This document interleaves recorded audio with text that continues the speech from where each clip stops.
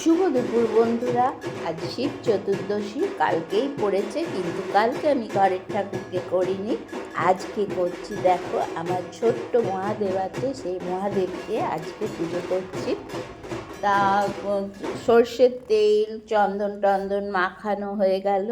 এইবার পুজো করব, ঠাকুরকে স্নান করাবো। এই যে ঘটির মধ্যে দুধ, দই, ঘি, মধু এই নিয়ে জলে গঙ্গা জলের ভিতরে দিয়ে এইটা দিয়ে স্নান করাবো।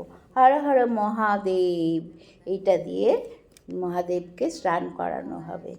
তারপরে পুজো শুরু হবে। তা পুজো পুরোটাই তোমাদের দেখাবো, তোমরা দেখতে থাকো। সব আয়োজন তুঙ্গে, সব টুকটুক টুকটুক করে একটা করে নিয়ে। আর বন্ধুরা এই দেখো, মাঝদিয়ার শিবনিবাসে গিয়ে এই থালাটা কিনেছি ঠাকুরকে আজকে পুজো দেবার জন্য। অন্য থালাগুলো বড়। আর এই যে বেলপাতা, দেখো বেলপাতা দিয়ে কী হবে পুজো হবে, সবটাই পরে বলবো। কিভাবে কি করতে হয় সব পরে বলবো, কিভাবে আমি পুজো করেছি। তার আগে মহাদেবটাকে ভালো করে সর্ষের তেল মাখিয়ে নিচ্ছি। মহাদেবকে বলে ঘি মাখিয়ে স্নান করাতে হয়, কিন্তু না বন্ধু, মহাদেব সর্ষের তেল মাখিয়ে স্নান করালে বেশি সন্তুষ্ট হন, জানো তো, এইটা জেনে রেখো। তা এবার পুজো বসছি। বন্ধুরা তোমরা জানোই তো, আমার পুজো যারা দেখেছো আগে গোপালের, তারপরে শ্রাবণ মাসে যারা ব্লগ দেখো, আমি এই বক্স জানলার এইখানে বেশ অনেকটা রোদ্দুর পাওয়া যায়, অনেকটাই এইখানে ঠাকুরকে এনে পুজো করি। সব এনেও কিছু না কিছু ঠিক ভুল হয়ে যায়। আবার দেখি ঘিয়ের প্রদীপ আনতে ভুলে গেছি, আর এখানে ঠাকুরের ওখানে সব জিনিস আছে, আবার নিয়ে ভুলে যাই, আবার আবার রাখি। ভুলে গেছি ঘিয়ের প্রদীপটা আনা হয়নি, ঘিয়ের প্রদীপ, তারপরে তোমার কর্পূরদানি, এইগুলো ভুলে গেছি। তো বন্ধুরা আবার শাড়িটাও পরে নিলাম, লাল পাড় শাড়ি। এবার পুজোয় বসবো। সকালবেলা রান্না টান্না করার সময় তো আর পুজো করার শাড়িটা পরা যায় না। এইবার বন্ধুরা পুজো করব, সব কিছু গুছিয়ে তো নিয়েছি দেখলে। তা এইবার কি করব বলো তো, ফুলের মধ্যে যে বেলপাতা আছে সেই বেলপাতাকে তোমাদের আগে দেখিয়েছি, সেই বেলপাতাগুলো বেছে নিচ্ছি। 3টে বেলপাতা নেবো, সুন্দর দেখে 3টে বেলপাতা নেবো। আর সুন্দর দেখে কি, এখন বেলপাতা কিন্তু বন্ধুরা ভালো নয়, কচি নয়, বড় বড়, এই যে বড় বড় বেলপাতা। তাই সুন্দর দেখে এই বেলপাতাগুলো নিয়ে নিলাম। নিয়ে বেলপাতাগুলো ভালো করে ধুয়ে নিয়েছি, কিন্তু নিয়ে একটা বেলপাতায় মাখাবো সিঁদুর। সিঁদুরের ফোঁটা 3টে পাতায় 3টে সিঁদুরের ফোঁটা দেবো। আর একটা বেলপাতা নেবো, সেটায় 3টে হলুদের ফোঁটা দেবো।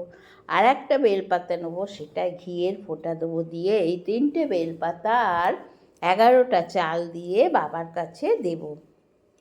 এটা বন্ধুরা মনস্কামনা জানানোর জন্য দিতে হয়। আর ঘটিতে তো তোমরা সব দেখেছো, সব কিছুই আয়োজন করে রেখেছি। ঘটির মধ্যে দুধ, দই, ঘি, মধু সব দিয়ে গঙ্গা জল দিয়ে রেখে দিয়েছি বাবাকে স্নান করানোর জন্যে।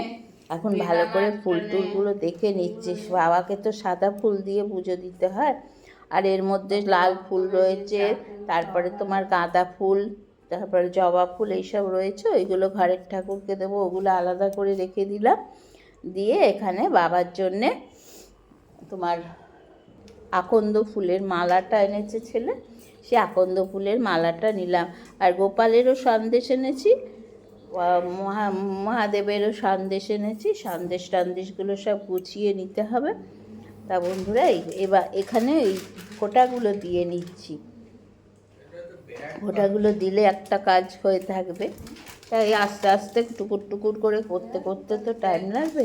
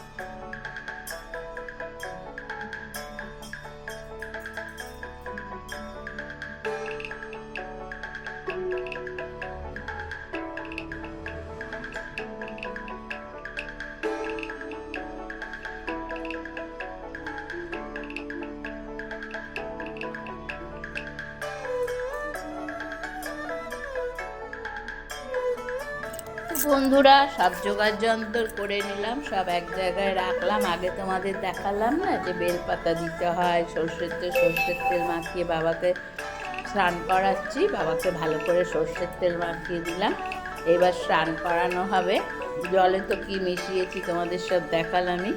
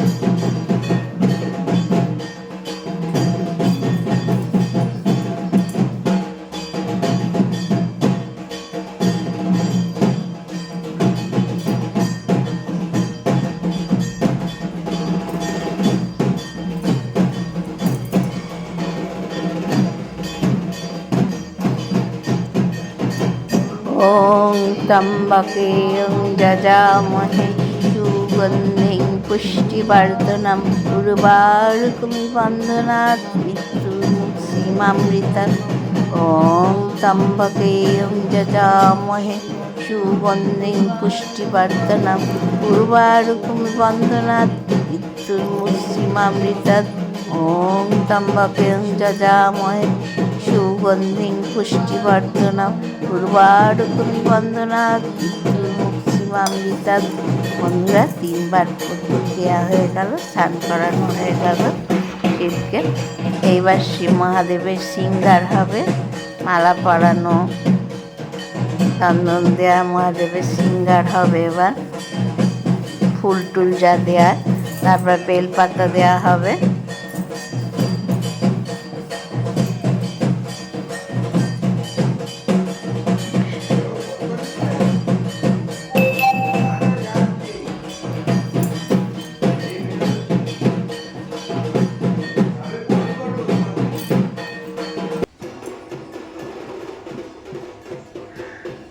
বেলপাতাগুলো দিচ্ছি, বলেইছি যে মনস্কামনা পূরণের জন্য হলুদ, সিঁদুর আর চন্দন মাখানো 3টে বেলপাতা 3টে পাতায়।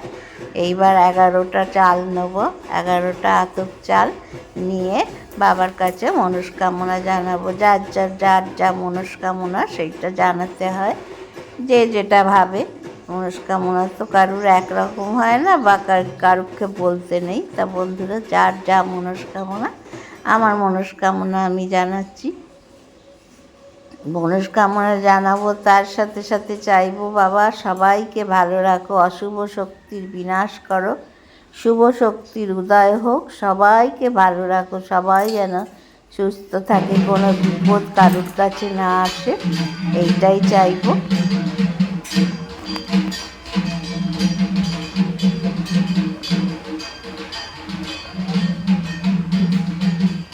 বেলপাতাগুলো এত বড় বড় না, ছোট্ট শিব তো।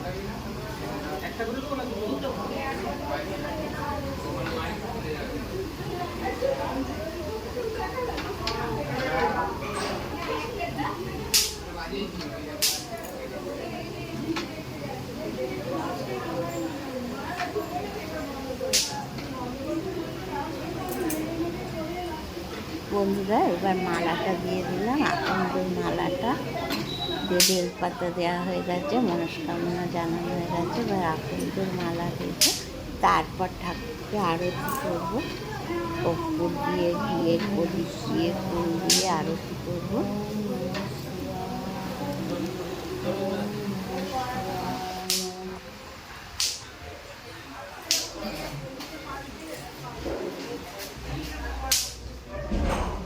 তার আগে খেতে দেবো।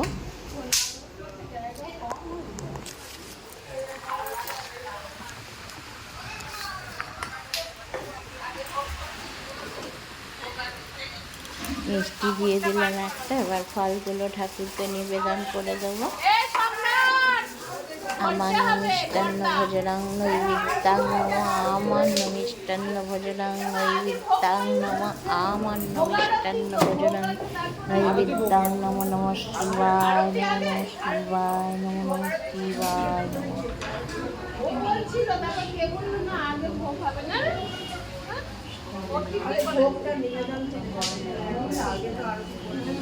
এই মন্ত্র বলে ঠাকুরকে খেতে দিতে হবে।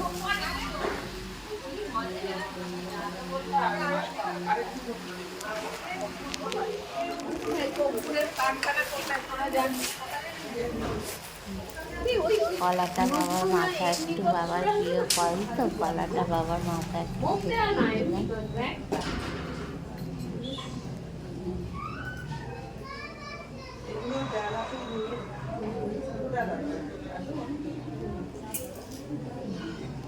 ঘন্টাটা কি বাইরে? ঘন্টা রয়েছে তো ওখানে। ও ওই ঘন্টা।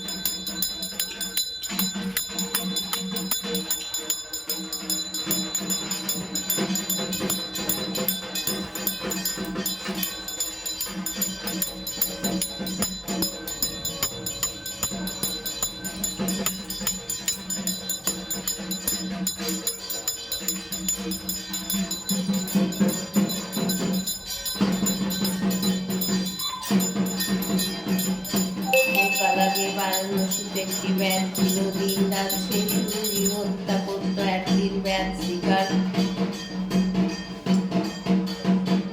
তো বন্ধুরা, পুজো আরতি শেষ হলো, এইবার পাঁচালি পড়ব। একদিন ব্যাধ শিকার করতে গিয়ে অনেক পশু পাখি বেড়ে বহুকাল আগে বারাণসীতে একটি ব্যাধ ছিল, দিন রাত তো সে শুধু জীব হত্যা করতো। একদিন ব্যাধ শিকার করতে গিয়ে অনেক পশু পক্ষী মেরে সন্ধ্যা ঘনিয়ে আসতেই বাড়ির দিকে রওনা হলো। কিছুটা এগোতেই রাত্রি হয়ে গেল। অন্ধকার রাত্রি, পথ দেখা যায় না। সে তখন এক গাছের নিচে আশ্রয় নিল, কিন্তু গভীর জঙ্গল, হিংস্র জন্তু জানোয়ারের ডাক শুনে সে ভয় একটা গাছে উঠে তার ডাল মাংসের ঝোলা বেঁধে সেই ডালেই বসে রইল। গাছটি ছিল বেল গাছ, গাছটির নিচে ছিল শিবলিঙ্গ। ব্যাধ গাছের ডালে বসে নড়ে চড়ে উঠতেই শিশিরে ভেজা একটি বেলপাতা খসে পড়ল সেই শিবলিঙ্গের মাথায়। এদিন ছিল শিব চতুর্দশী, ব্যাধও ছিল উপবাসী, তাই শিবের মাথায় বেলপাতা পড়তে শিব সন্তুষ্ট হলেন। ব্যাধ কিছুই জানত না, তবু তার শিব চতুর্দশী ব্রতের ফল লাভ হলো। সকালে ব্যাধ বাড়ি ফিরে এলো। সবাই তার জন্য ভাবছিল। ব্যাধ ফিরে আসতেই তাকে তার বউ খেতে দিল। এমন সময় একজন অতিথি এলো।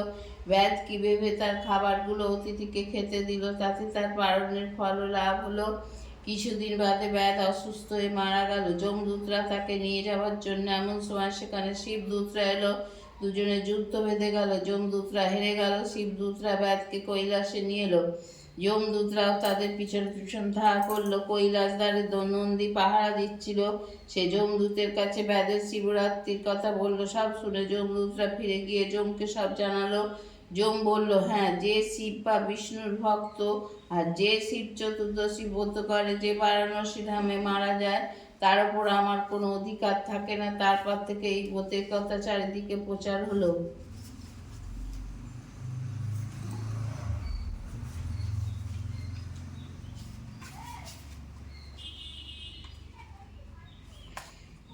প্রভু মেষ মনীষমশেষ গুণম গুণহীন মহিষ করলাভরণম রণনিঞ্জিত দুর্জয় দৈত্যপুরম প্রণমামি শিবম শিবকল্পতরু গিরিরাজ সুতান্বিত বামতনু তনু নিন্দিত রাজিত কোটি বিধু বিধি বিষ্ণু শিবস্তুত পাদ যুগম প্রণমামি শিবম শিবকল্পতরু শশলাঞ্ছিত রঞ্জিত সন্মুকুটম কোটিলম্বিত সুন্দর কীর্তিপট সুরশৈবালী নিকিত পূত জটম প্রণমামি শিবং শিবকল্পতরু নয়নোত্রয় ভূষিত চারুমুখম মুখপদ্ম বিরাজিত কোটি বিধু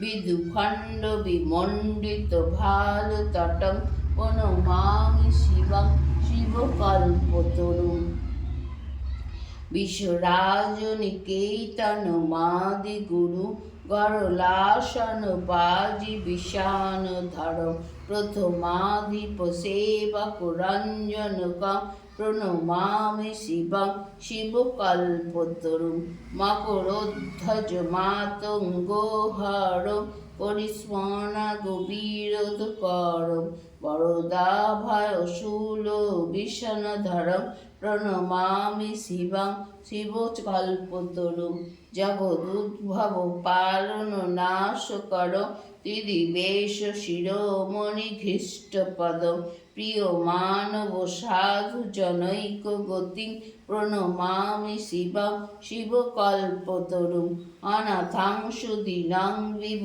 বিশ্বনাথ পুনর্জন্ম দুঃখাৎ পরিত্রাহি শম্ভো ভজতোহ অখিল দুঃখ সম্মোহরম প্রণমামি শিবম শিবকল্পতরুম। তো বন্ধুরা পুজো হয়ে গেল, এবার প্রণাম জানাবো বাবাকে।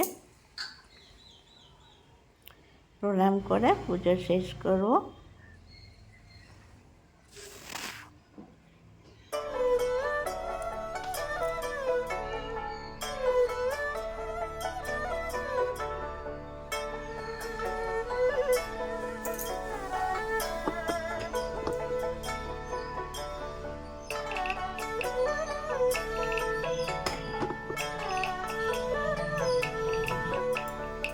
বন্ধুরা শিবরাত্রির পুজো হয়ে গেল। এখানে জানেন তো, এখানে আমি পুজো করি। এই যে ঠাকুর রয়েছে। শিবরাত্রির পুজো হয়ে গেল, এইবার ঠাকুরকে খেতে দিয়েছি, এইবার নিজের খাওয়ার জোগাড় করব।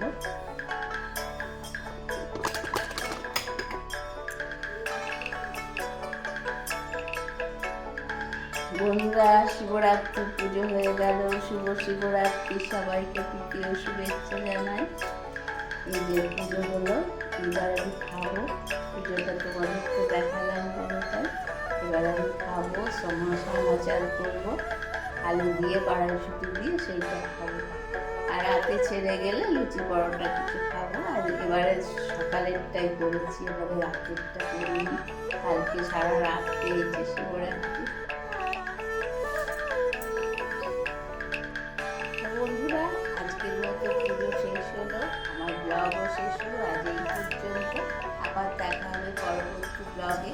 ততক্ষণের জন্য বিদায় নিলাম। তোমরা ভালো থেকো, তোমরা আমার ব্লগ দেখো, আর আমার চ্যানেলটা সাবস্ক্রাইব করে দিও। যারা নতুন সাবস্ক্রাইবার তারা পাশে থাকা বেল আইকনটা প্রেস করে দিও। আসি তাহলে।